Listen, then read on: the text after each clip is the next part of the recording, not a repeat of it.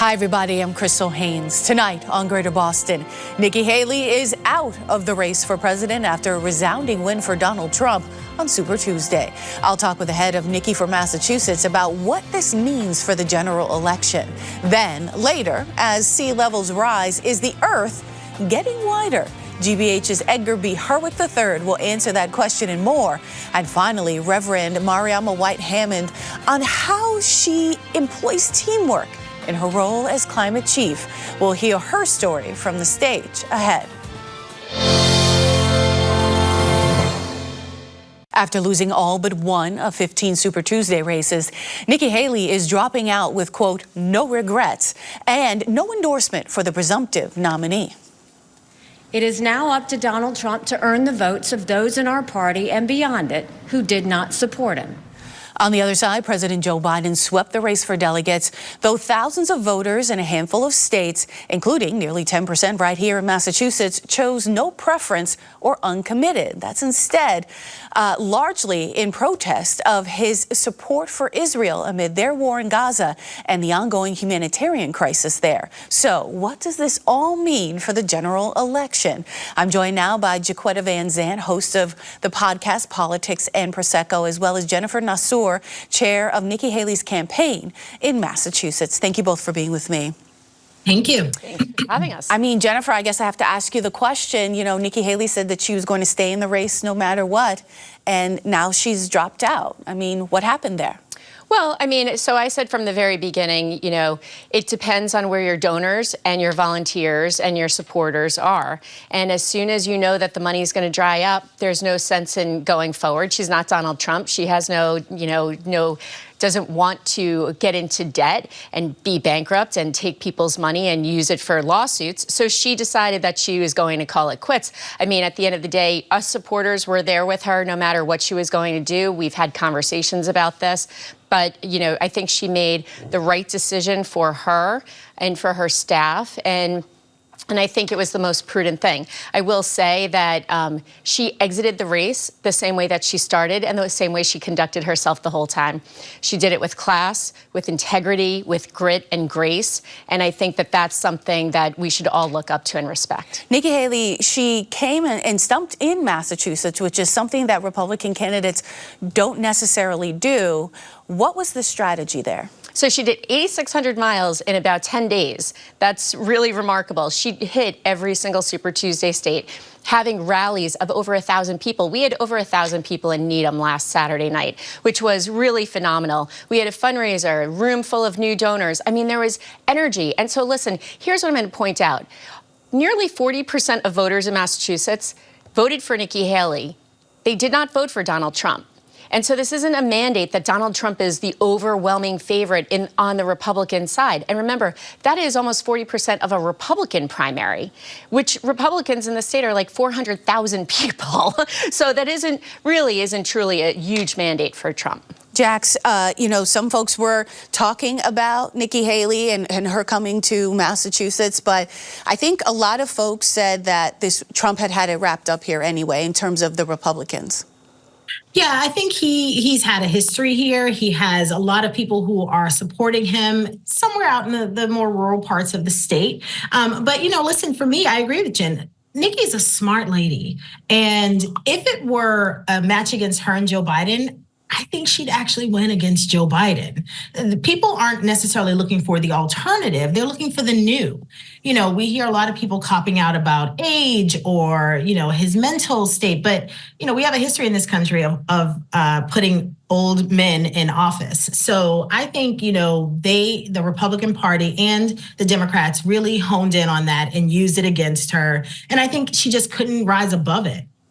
I also want to talk about, we had a rising number of folks actually vote in the no preference category. And I'm thoughtful if that was something that you were thinking of as ahead of today and during this race, and like what that was going to happen in Massachusetts, Jennifer. Sure. Once you saw it happen in Michigan, it kind of set off some warning bells that there was something going on. And I think Jacquetta hit it perfectly on the head. right? 70% of Americans said that they don't want to see another Trump or Biden showdown. 60% of Americans believe that these two men are too old. And so, you know, what Nikki Haley was giving was something new. On the Democratic side, unfortunately, you know, I think both the DNC and the RNC are playing a dangerous game with democracy by not allowing and encouraging newer and different candidates to come out and really have a healthy debate, because civil discourse is what this country was built on, and it's what we should see going forward. Jax, do you think the no preference sort of movement, we'll call it, will have a significant factor in the general? No, because don't forget, Crystal, we are a 10-day nation of things. Remember, you know, we had the Tea Party, and then we had the BLM movement, and then we had, I forget the name of the group that was like against Wall Street.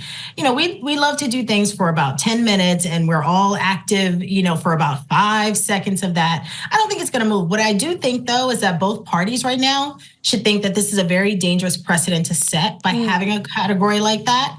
Because what it tells people is it's okay for you to be not engaged in the voting process or not to pick a party when you absolutely need to be thinking about policies and where those may lie, whatever party that you choose. I think it's a very dangerous precedent.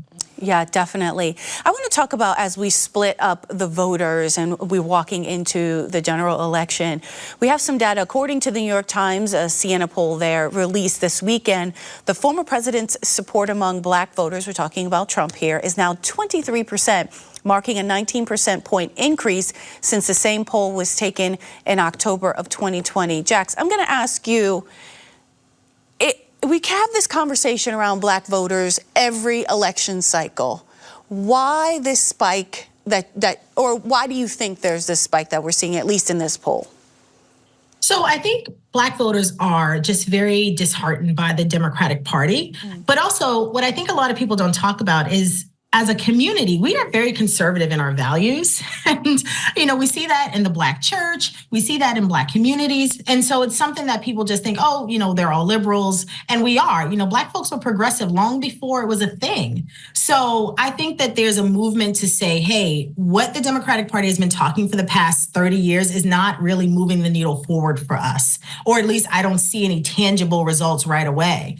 And so they lean more towards a conservative party. But the backlash of that is going to be is those don't align with social justice ideas, which is where black folks always, where the rubber meets the road.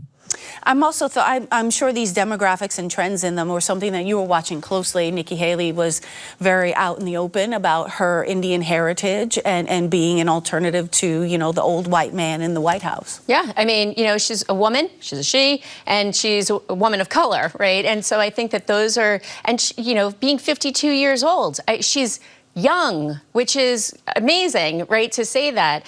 But that's why she was offering that new generation of leadership, of a woman who understood what it was like to grow up as a brown girl in a black and white world, right? And her story and her family story of really grinding and moving ahead. Stories like so many of us have had and our families have had, and coming above all of that and getting into the position that she's in being a legislator and a governor and a UN ambassador and the first female Republican to win a state and win D.C. I mean, that was remarkable in the Republican history. And I think going back to what Jacquetta was saying, you know, it's not just a Democratic Party issue with black voters. It's a Republican Party issue with female voters. Because just like the Democratic Party is not speaking to people of color anymore, the Republican Party is totally not speaking to women anymore.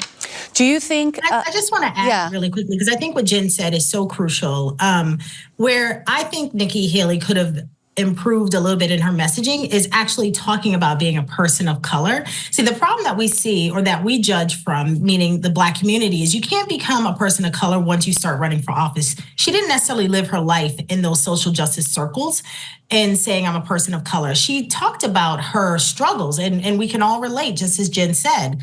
But I think for her is, you know, when you're talking about being a woman of color and you're talking to other women of color, we want to know that you live that life all of your life, not just because I don't get to take off my complexion. I don't get to play, you know, passing. And I wouldn't. But I think that was I think that messaging was missed with her, and it really could have helped her with women of color. My other thought is, you know, Nikki Haley said that she would not throw her support around Donald Trump if he came knocking and offered her a position in his administration or to run for VP. Would she take it? I don't think so. I think so much damage has been done. I know that for all of us who have worked on the campaign, he has said a lot of things that were really upsetting to us. I mean, if you donate to Nikki Haley, you're barred permanently from MAGA. Last time I checked, there are two parties in this country, Republican and Democrat. I don't know what the heck MAGA is, but it is not a party. It is a cult. And so he can say that, but it alienates us. When he called Mazi Phillip a foolish woman, I mean, again, a woman of color, a woman with the credentials that she has, a foolish woman, that's offensive to all of us. And so I think every time he opens his mouth, he turns a lot of us off. And if we are serious Nikki supporters, I don't know what she's going to do. I know she believes in this country. I know she wants to fix this country. So I'm never going to say never, ever. But I think it would be a very hard pill for her to swallow.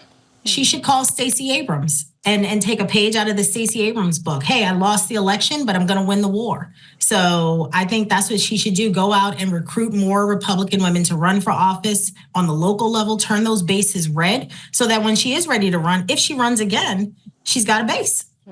Jacquetta Van Zandt, Jennifer Nassour, thank you so much. Thank you. Thank you, Crystal. Thanks, Jen. Thank you.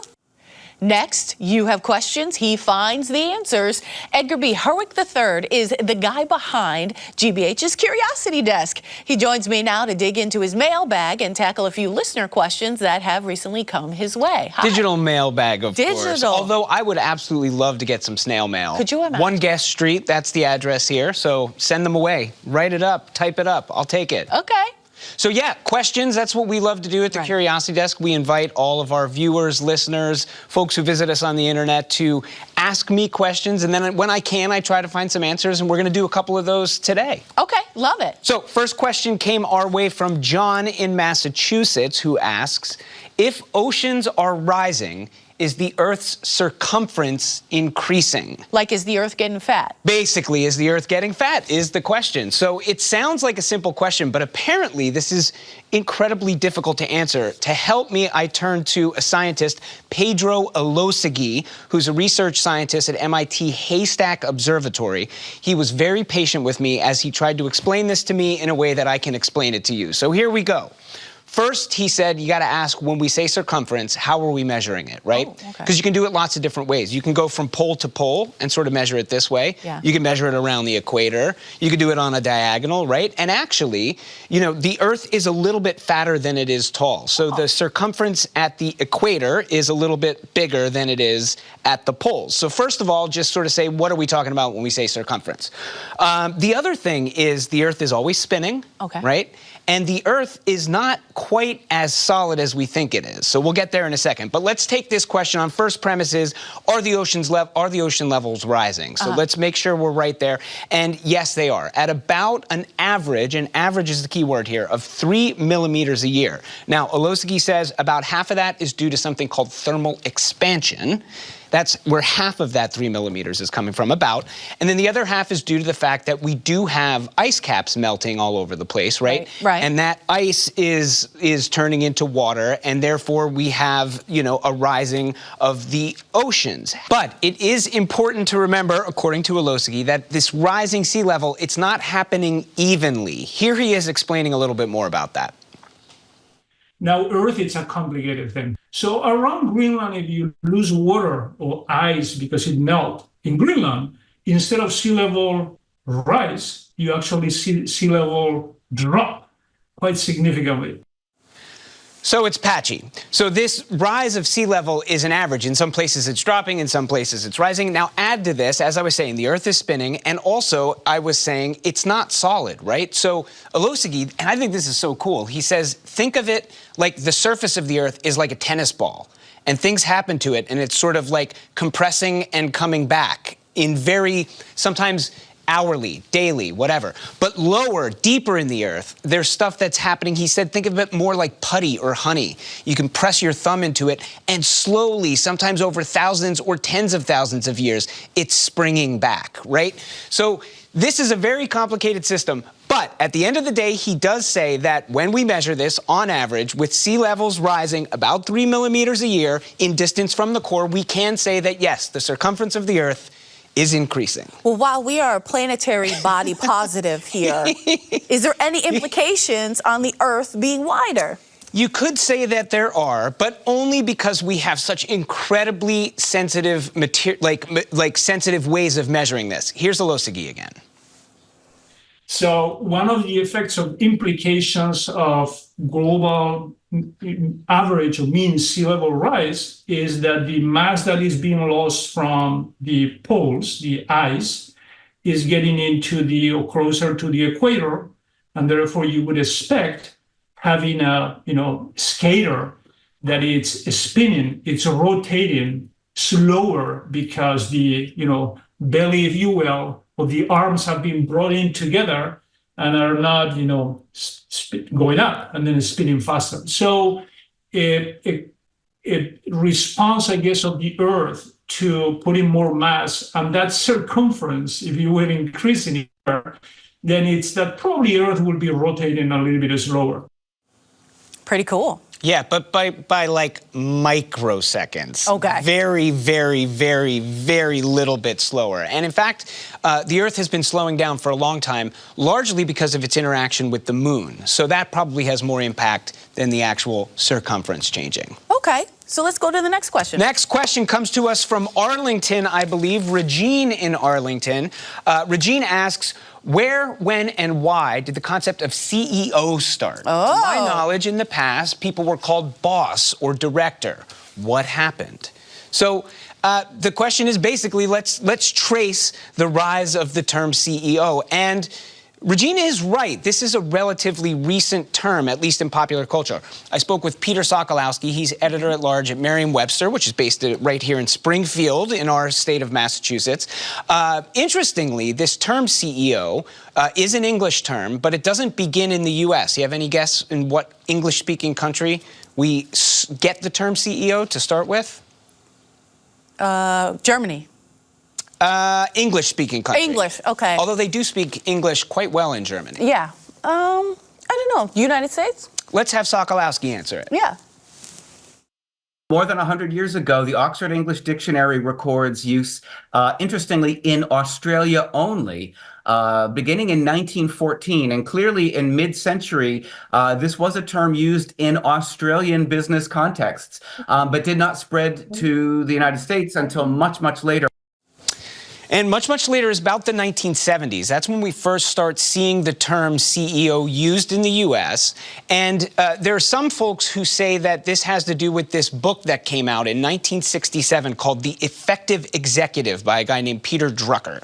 And apparently this was a very influential book, and he uses the term CEO as Chief Executive Officer in this, and that's kind of one of the things that sparks the rise of this. Now, Sokolowski says we have clues about how quickly it becomes widespread. He says in the 1970s, if we look back at the New York Times, every time they use it, they actually spell out Chief Executive Officer. And that's an indication that we don't quite all know what that term means yet if we say CEO, right? But as we get into the 80s, they start to just use CEO. So they stop saying Chief Executive Officer and say CEO. That's a clue that by the 1980s, this term is widespread and everybody kind of knows what it means. Merriam-Webster first added it to their dictionary in 1983. And of course, it's birthed a whole sort of slew of other terms, COO, CIO, the C-suite. One reason that Sokolowski says this became so popular so quickly, like any term, he says, it was useful to us in the time. And so, the fact that CEO is short and it's punchy is one reason that he thinks it really rises in popularity. Yeah. Here's another reason, he says. That corresponds with a couple of different things in the culture. One, sensitivity to gender and recognizing that chairman of the board wasn't always appropriate, and chairperson just doesn't kind of roll off your tongue. So chief executive officer sort of fills that role perfectly. Yeah. And so there we have it. It continues, like all these, kind of word trackers that are out there, if you look at, it continues to remain a very popular term. We'll see how long that continues. But for now, CEO, relatively new term, and that's kind of how it got started. Always learn something new with you. We try. Including that they don't speak English in Germany. Well, they do. Yeah. They also speak German, though. Yeah. And probably a lot of other languages. I'm going to have to brush up, frankly, for next time we talk. We're ready. All right. Thank you. Thank you.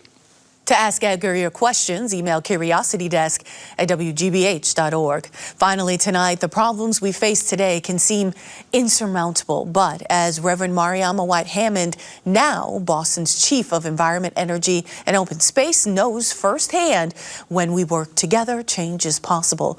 On GBH's Stories from the Stage, she shares what she's learned, and we bring you her story now as part of a partnership between that show and this one. In 2015, I started hearing about this natural gas pipeline that was going to be built in West Roxbury. Nothing this big had ever been built in a densely populated neighborhood. Now, I'd already signed petitions against pipelines in other parts of the country, and now there was one coming in my own backyard. But I didn't get involved right away. See, even though it was in a residential neighborhood near my church with 2 schools plus a senior center, and even though it was across the street from a quarry. Now, I'm not an engineer, but I think it doesn't take more than common sense to know that highly flammable stuff and a place where they blow up things are a bad combination. All of these things were clear. This was a terrible idea. But there was one challenge. See, I grew up in Roxbury, predominantly black neighborhood where we feel like too often we get dumped on. And this pipeline was gonna be built in West Roxbury, predominantly white neighborhood, very well connected. I figured, I'm working so much on stuff in my own neighborhood, they got this, they'll handle it, everybody will come to their aid. But the pipeline kept being built. And finally, some friends asked me to come to a rally, so I showed up. And next thing I knew, I was in West Roxbury almost every week. People were coming out, they were standing in front of the trucks, stopping the construction, and I supported them, but in terms of getting arrested, I held back. I figured, does the world really need another black person to go to prison? So finally, I got an email from a friend. It talked about how in Pakistan, the summer before, 1,300 people had died because of heat waves. So many people that gravediggers were starting to dig ditches in anticipation of summer. And the ditches in Pakistan looked eerily similar to the ditch in West Roxbury. So we decided to have an action to call attention to this and to mourn all the people who were losing their lives because of climate change. And we chose a date, June 29th, my birthday. My birthday's complicated. It's a day I celebrate, but it's also a day that I mourn. Anyway, the day came, I was in all black in my full clerical gear, and there was a lot of sun. So we had a prayer service, but we kept it short. And then we jumped in the ditch. Standing there in the ditch, waiting to get arrested. And I started to think about what I usually think about on my birthday. See, June 29th is not just the day I was born. It's also the day Kareem died. In 2005, I was running a youth arts program to teach young people how to take their arts and talk about social justice issues. And Kareem was one of our young artists. He was charismatic and really committed, and all of the young people really followed his lead. But on June 29th, 2005, I woke up on my birthday to a call from a colleague telling me that Kareem had been shot and killed in the early hours of the morning, a few miles from my house.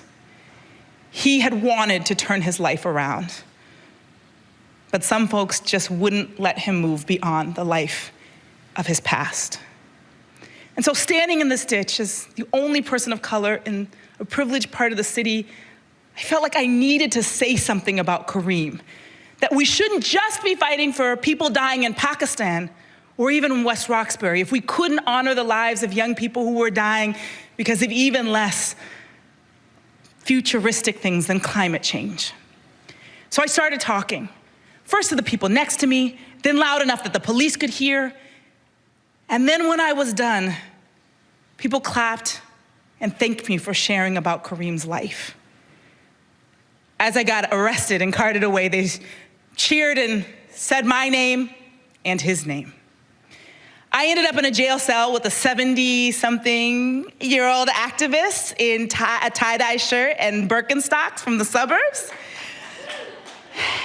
She talked about all of the different issues she had been working on over her whole life. And as we waited for the bail bondsman, we started to question, how could we build this world where we wouldn't sacrifice people in Pakistan or in Roxbury? Finally, I got bailed out. My family picked me up, and they took me to the beach for, watching the beach, sunset on my birthday. And as I looked out over the waves, I realized that that day, I'd built a little bit of a bridge between two opposing neighborhoods. And maybe I'd made a small dent in helping us see the connection between climate change and violence. So in the end, June 29th, it's not just the day I was born. It's not just the day Kareem died. It's also a day where I stood up for something I believe in. Thank you.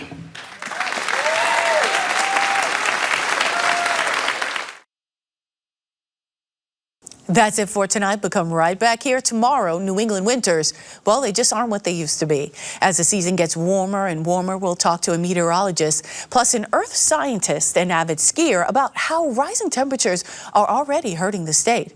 That and more tomorrow at 7. Thank you so much for watching. I'm Crystal Haynes. Good night.